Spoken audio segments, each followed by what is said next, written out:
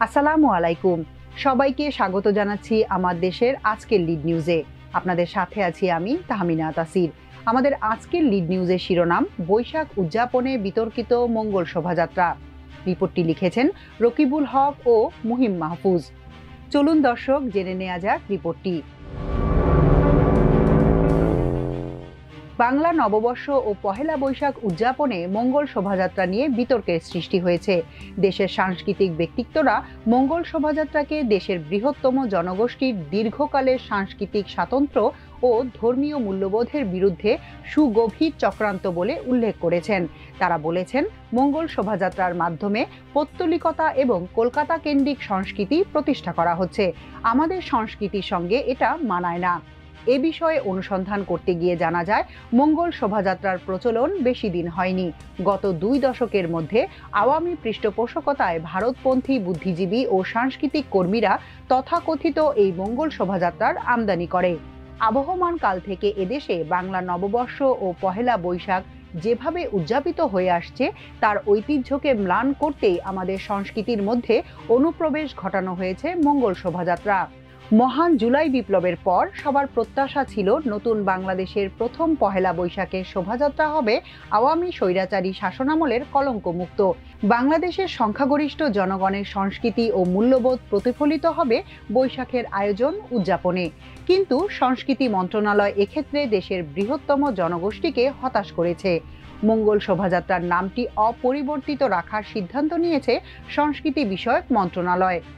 গত 24 মার্চ ঢাকা বিশ্ববিদ্যালয়ের উপাচার্য অধ্যাপক নিয়াজ আহমেদ খানের সভাপতিত্বে অনুষ্ঠিত সভা শেষে সংস্কৃতি বিষয়ক উপদেষ্টা মোস্তফা সরোয়ার ফারুকী জানান, মঙ্গল শোভাযাত্রার নাম পরিবর্তন হচ্ছে না।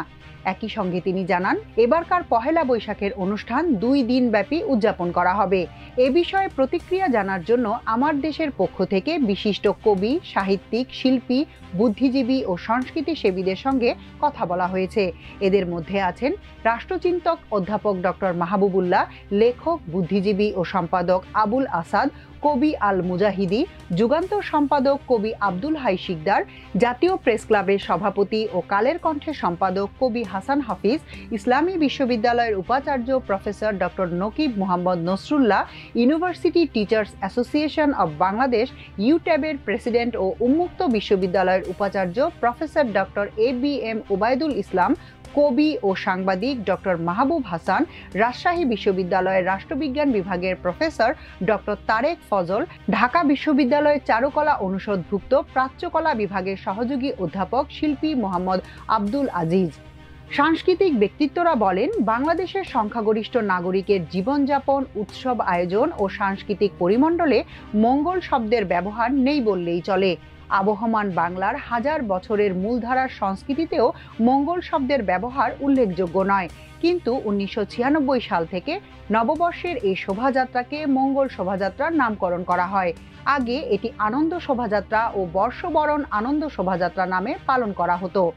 শোভাযাত্রার প্রচলনও শুরু হয় মাত্র 40 বছর আগে 1986 সালে যশোরে। তারা আরও জানান, মঙ্গল শোভাযাত্রায় ময়ূর, পেঁচা, কুমির, হাতি, ঘোড়া, বাঘ সহ যেসব মুখোশ ও প্রাণীমূর্তি প্রদর্শন করা হয়, তা কখনো বাংলাদেশের সর্বজনীন সংস্কৃতির উপাদান ছিল না। বাংলাদেশের কৃষিভিত্তিক জনগোষ্ঠী হাজার বছর ধরে মূর্তি সংস্কৃতি ও প্রাণী পূজার বিপরীতে দাঁড়িয়ে মানবীয় মূল্যবোধ সমৃদ্ধ একটি শক্তিশালী বৈশ্বিক সাংস্কৃতিক ধারা সৃষ্টি করেছে, যার প্রতিফলন মঙ্গল শোভাযাত্রায় পাওয়া যায় না। এমনকি মঙ্গল শোভাযাত্রায় কৃষির উপাদানগুলোও যথেষ্ট গুরুত্ব পায় না। ফলে স্বৈরাচার আমলে ফুলে ফেঁপে ওঠা তথাকথিত মঙ্গল শোভাযাত্রা হয়ে ওঠে বাংলাদেশের মূলধারার সংস্কৃতি থেকে বিচ্ছিন্ন এবং কলকাতার সংস্কৃতির ধারক। বলা হয়ে থাকে, মঙ্গল শব্দের মধ্যে মঙ্গলের বার্তা আছে। মানুষ, সমাজ ও দেশের মঙ্গল কামনায় যে মঙ্গল যাত্রা, সেটি এখানে উল্লেখ করা হয়েছে। সব অশুভকে পরাজিত করে মঙ্গলময় হওয়ার প্রত্যাশা থাকে এ শব্দে। বাস্তবতা হচ্ছে, হিন্দু গ্রন্থমতে মঙ্গল ভূদেবী ও বহার দেবের পুত্র। তিনি মঙ্গল দোষের প্রভু বা আগ্রাসনের দেবতা। মঙ্গল দেবতার রং রক্তবর্ণ বা অগ্নিবর্ণ। তাই মঙ্গল শোভাযাত্রায় রক্ত ও আগুনের রঙের ব্যবহার বিশেষভাবে লক্ষ্য করা যায়। মূলত মঙ্গল শোভাযাত্রার ধারণা এসেছে হিন্দু ধর্ম ও কলকাতার সংস্কৃতির অংশ মঙ্গল প্রদীপ, মঙ্গল কাব্য, মঙ্গল ঘট ও মঙ্গল গীতের ভাব ও বৈশিষ্ট্য থেকে। অথচ সম্রাট আকবর এই অঞ্চলের সামাজিক অর্থনৈতিক বাস্তবতার কথা চিন্তা করে হিজরি সনের সঙ্গে মিলিয়ে বাংলা সনের সূচনা করেছিলেন। মোঘল রাজপরিবারের গুরুত্বপূর্ণ প্রশাসক বিশিষ্ট জ্যোতির্বিদ আমির ফতুল্লাহ সিরাজি ছিলেন বাংলা সনের আবিষ্কারক। বাংলা সন তাই একান্তভাবে এই অঞ্চলের মুসলিম সভ্যতার অংশ। কিন্তু বাংলা নববর্ষ উদযাপনে বাংলাদেশের মূলধারার সংস্কৃতি উপেক্ষা করে কলকাতার মূর্তি সংস্কৃতির প্রচার এবং মঙ্গল শব্দের মতো বিশিষ্ট ধর্মীয় শব্দ দিয়ে নামকরণ বাংলাদেশের সংখ্যাগরিষ্ঠ জনগণের মনে ব্যাপক অসন্তোষ সৃষ্টি করেছে। এ শব্দের ব্যবহার নিয়ে বহু আগে থেকেই বাংলাদেশে বিতর্ক রয়েছে। 2023 সালের 9 এপ্রিল বাংলাদেশি এক আইনজীবী মঙ্গল শোভাযাত্রা বন্ধে আদালতের মাধ্যমে আইনি নোটিশ পাঠিয়েছিলেন। সে সময় তিনি দাবি করেন মঙ্গল শব্দটি একটি নির্দিষ্ট ধর্মীয় শব্দ। এ শোভাযাত্রায় বৃহদাকৃতির পাখি, মাছ ও বিভিন্ন প্রাণীর প্রতিকৃতি প্রদর্শনের মাধ্যমে মুসলিম জনগণের ধর্মীয় অনুভূতিতে আঘাত করার অপচেষ্টা করা হয়। ঢাকা বিশ্ববিদ্যালয়ের অধ্যাপক ডক্টর মাহবুব উল্লাহ বলেন, পহেলা বৈশাখে মঙ্গল শোভাযাত্রার নামে যেসব প্রতীক বা মূর্তি নিয়ে বের হয় তাতে হিন্দুয়ানি ও পৌত্তলিক সংস্কৃতির প্রকাশ পায়। এতে দেশের আপামর মানুষের চিন্তা চেতনা বা বিশ্বাসের কোনো প্রতিফলন দেখা যায় না।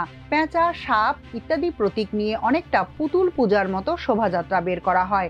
ধর্ম নিরপেক্ষতার নামে পৌত্তলিক সংস্কৃতি তুলে ধরা হয় এসব শোভাযাত্রায়। খুব বেশি দিন নয়, 90-এর দশকে এটি চালু হয়। তিনি বলেন, দেশের আপামর মানুষের চিন্তা চেতনা ও দৃষ্টিভঙ্গির সঙ্গে মিল রেখে পহেলা বৈশাখে মঙ্গল শোভাযাত্রার নাম পরিবর্তন করে নববর্ষের শোভাযাত্রা, বৈশাখী শোভাযাত্রা, নতুন দিনের শোভাযাত্রা, শুভযাত্রা ইত্যাদি দেওয়া যেতে পারে। একই সঙ্গে যেসব শিল্পী শোভাযাত্রার বিভিন্ন প্রতীক বা মূর্তি তৈরি করেন তাদের চিন্তা চেতনা ও দৃষ্টিভঙ্গির পরিবর্তন হওয়া দরকার। অর্থবহ প্রতীক বানানো যেতে পারে। দৈনিক সংগ্রামের সাবেক সম্পাদক আবুল আসাদ বলেন, মঙ্গল শোভাযাত্রা আমাদের সংস্কৃতির সঙ্গে মানায় না। শোভাযাত্রা শব্দ ঠিক আছে, এটা আমাদের দেওয়া। তবে যেহেতু আমরা বৈশাখ উদযাপন করি তাই শোভাযাত্রাটির নাম বৈশাখ শোভাযাত্রা হতে পারে। কবি আল মুজাহিদি বলেন, আসলে মঙ্গল প্রদীপ যাত্রা এটি একটি প্যাগান প্র্যাকটিস বা পৌত্তলিক চর্চা। মঙ্গল শোভাযাত্রা কোনোভাবেই মাঙ্গলিক যাত্রা নয়, প্রাগতিক যাত্রা নয়, বাঙালির নান্দনিক যাত্রা নয়, বরং এটি সম্পূর্ণ অতি ভারতীয় প্রয়াস। এটি বাঙালির চিরায়ত কোনো অভিযাত্রাও নয়, অতি পৌরাণিক নব্য সাম্প্রতিক প্রয়াস মাত্র। বিশ্বজনীন সর্বজনীন দৃষ্টিতেও এটি নেহায়েত অতি প্রাকৃতিক পৌত্তলিকতা। পহেলা বৈশাখের শোভাযাত্রাকে বাঙালির প্রাগতিক যাত্রা বা বাঙালির জাগৃতিক যাত্রা নামকরণ করা যেতে পারে বলে মন্তব্য করেন তিনি। ইসলামী বিশ্ববিদ্যালয়ের উপাচার্য প্রফেসর ডক্টর নকিব মোহাম্মদ নসরুল্লাহ বলেন, পহেলা বৈশাখের শোভাযাত্রার নামকরণ নববর্ষের শোভাযাত্রা করা উচিত। চীন ও ইরানে এ ধরনের শোভাযাত্রা হয়ে থাকে। তিনি বলেন, মঙ্গল শোভাযাত্রা বাঙালি সংস্কৃতির সঙ্গে কতটুকু সংযুক্ত তার চেয়ে বেশি সংযুক্ত হিন্দু সংস্কৃতির সঙ্গে। এ শোভাযাত্রায় যেসব প্রতীক প্রদর্শিত হয় তাতে হিন্দু সংস্কৃতি প্রাধান্য পায়।